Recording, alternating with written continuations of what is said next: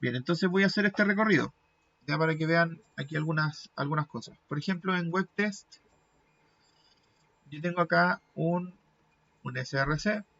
Primero public. Vamos a public.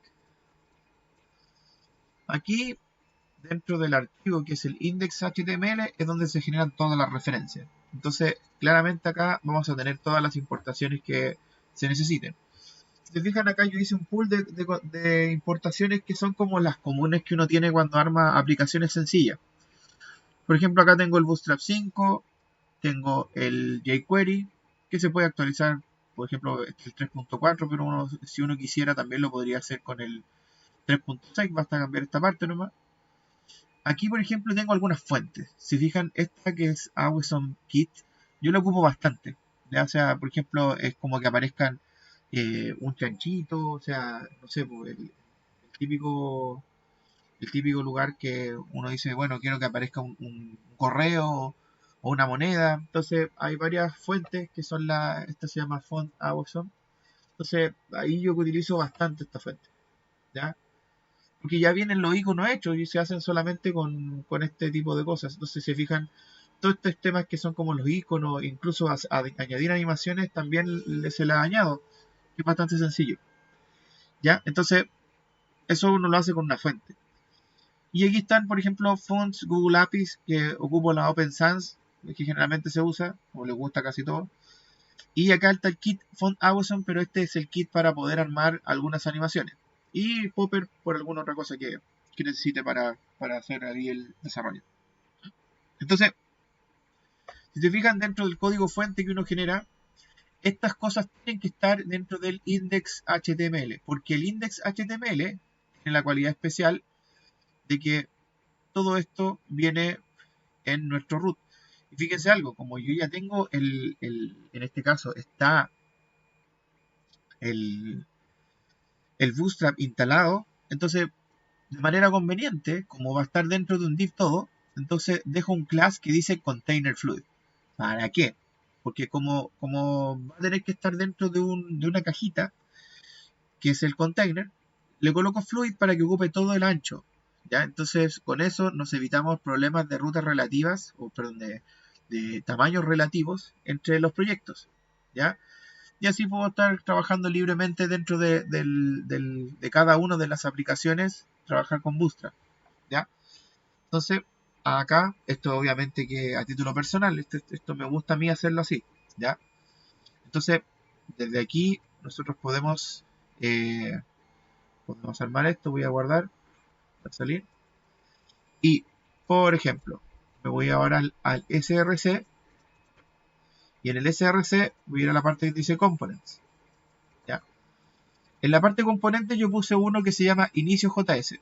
Por lo general, cuando uno le piden un desarrollo, hay varias formas de hacerlo, pero yo la que encuentro adecuada es que uno genere componentes que sean contenedores de otros componentes y componentes que sean reutilizables dentro de los componentes.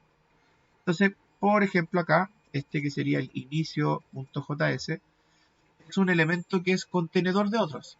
Si se fijan acá, lo que hice es un div en donde fíjense que ya estoy ocupando algunos CSS. Dice Recorners 2, Container Block Full.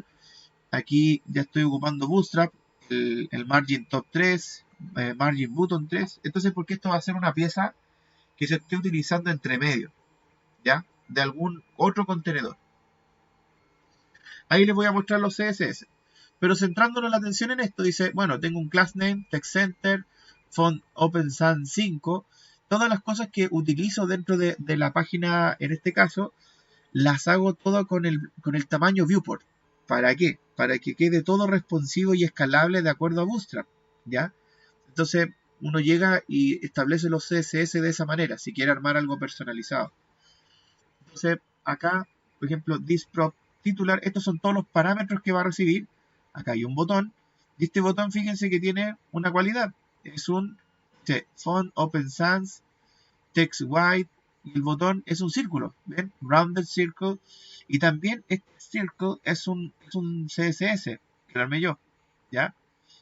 Acá dice class name font open sans dentro del botón para que aparezca de la misma forma. Y otro props. Y acá abajo tienen una tabla. Y acá fíjense que hay un font Awesome. Es un FAS, ¿se fijan? FAS FAPG Bank.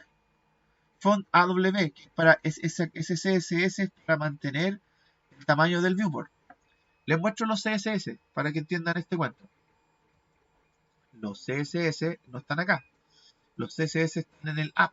Entonces aquí va.app.css.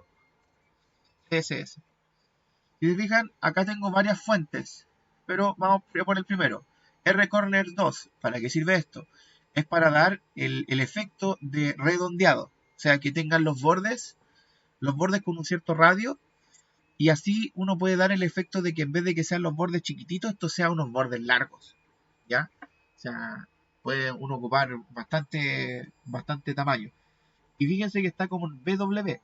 ¿Qué es lo que es un BW? Es 4.8 píxeles, ¿ya? Que es un viewport. Entonces, acá uno tiene que hacer las formas del CSS tratando de no utilizar el tema del píxel, a no ser que el píxel sea fijo. En este caso, el borde, por ejemplo, es fijo. Va a ser un borde grueso, pero relativo. Y se fijan, padding también está como modo viewport. Y el width y el height que quede a criterio del que lo contiene. Container block full, lo mismo, en porcentajes. Uno lo puede colocar en porcentajes o viewport. Bien, la fuente, miren, 1BW Open Sans. El padding, fíjense que le quito los padding a la fuente para que el padding sea sujeto de los otros. Ya sea, los contenedores te den el padding. ¿Se fijan? Estas son las fuentes, Open Sans. Y aquí está la del pi, la que salía del icono, los red. Y fíjense, círculo. ¿Qué es lo que es un círculo para mí? Es 8.8 viewports. ¿Se fijan? Entonces aquí uno lo hace súper relativo. Entonces, eso que está acá, que es como lo que está inicialmente puesto, uno lo ve desde la aplicación, por ejemplo, VA App, queda muy pequeñito. Si se fijan, uno dice, bueno, class name, container fluid, para que siga el container. Recuerden que el anterior, que era el div class root, estaba también con un container fluid, ¿ya? Aquí nuevamente le decimos container fluid, mb1, mt3, y este tag, que es el del componente, se fijan, import inicio from component inicio, es el que está siendo utilizado acá. Entonces, inicio, y están pasando todos los parámetros, los disprop titular 1, disprop titular 2, disprop titular 3, están todos. Entonces, esto que está acá son los parámetros de entrada y es lo que va a salir después en la aplicación. Bien, entonces, eso obviamente que ayuda muchísimo. Siempre hay que recordar que cuando uno está trabajando con Node dentro de Amazon, hay que dejar siempre configurado el package. O sea, aquí yo todavía no le he puesto un package seguro porque esto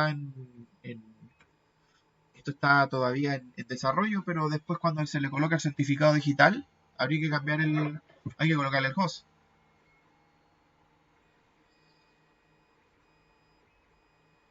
Sí, estimado, sí, no hay problema. Entonces, acá, si se fijan, yo aquí voy a hacer aquí si se fijan, este host que está actualmente, dice el ES2, 3236, 207, todo esto que está acá, obviamente que no, cuando ya está en producción no va a estar así. Ese host lo que va a hacer es que va a estar en un balanceador de carga, si no lo crea previamente. Después del balanceador de carga, uno lo que hace es, con el Certificate Manager, le coloca el certificado digital y enruta a protocolo seguro, que es el 443, y uno ya no coloca este DNS que te da por defecto Amazon, sino lo que uno hace es que coloca un HTTPS para que tenga con un SSL más protegido. Y de acuerdo a eso, después uno cada vez que se meta a los hosts o a los clones de hosts que tenga, entonces ya tienes el cuento armado.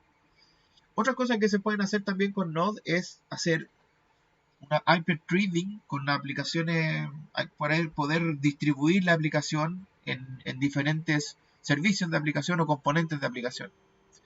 que es que dividir aún más el servidor en otros hilos para que se estén atendiendo más usuarios, ¿ya?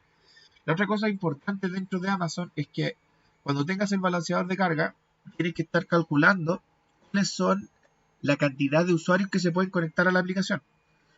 Y eso tiene que ver con las redes virtuales, ¿ya? O sea, cada zona de disponibilidad te va a dar una red. Y esa red tiene acceso a cierta cantidad de hosts. Entonces, si uno quiere hacer la aplicación suficientemente escalable y que puedan conectarse concurrentemente muchas personas, necesitas también tener configuraciones de red. Entonces el balanceador de carga en varias zonas de disponibilidad y si se puede, lo pueden armar con alguien de red, una VPC bien armada, entonces pueden después dividirlo en más subnets, ¿ya? Para que puedan llegar a más hosts. Bien, entonces vamos acá, vamos a hacer un npm start para que inicie en la máquina. Ahí está, dice que está funcionando en AWS. Vamos a cambiar esto, que esto era del Laravel. Entonces, ES2-3- parece que es, ah, no, parecía. 236-207-136 3000. Si se fijan, acá está el cuento. Se fijan que está ese borde, ese es el R-corner, ¿ya? Y obviamente que va a quedar responsivo. O sea, esto está diseñado por una app, pero de aplicación de web, de celular. Pero si se fijan, independiente de eso, se va a colocar de forma responsiva y obviamente que ustedes ahí pueden armar la aplicación con sus componentes. Pero ahí estamos reutilizando lo que yo les expliqué del tema de Bootstrap, el tema de jQuery, ya lo podrían mezclar, ¿ya? Obviamente que dependiendo del framework que ustedes utilicen, lo van a mezclar con componentes ya propios. O sea, si uno ya tiene un componente creado, lo puede llegar y llamar nuevamente en el componente que ustedes armen desde React, ¿ya? Y igual, como siempre digo, es que esto siempre es un camino largo, o sea, no lo vean como algo tan cortito, pero ahí yo solamente le estoy dando el inicio de esto para que ustedes puedan hacer alguna otra cosa con Cloud, ¿ya?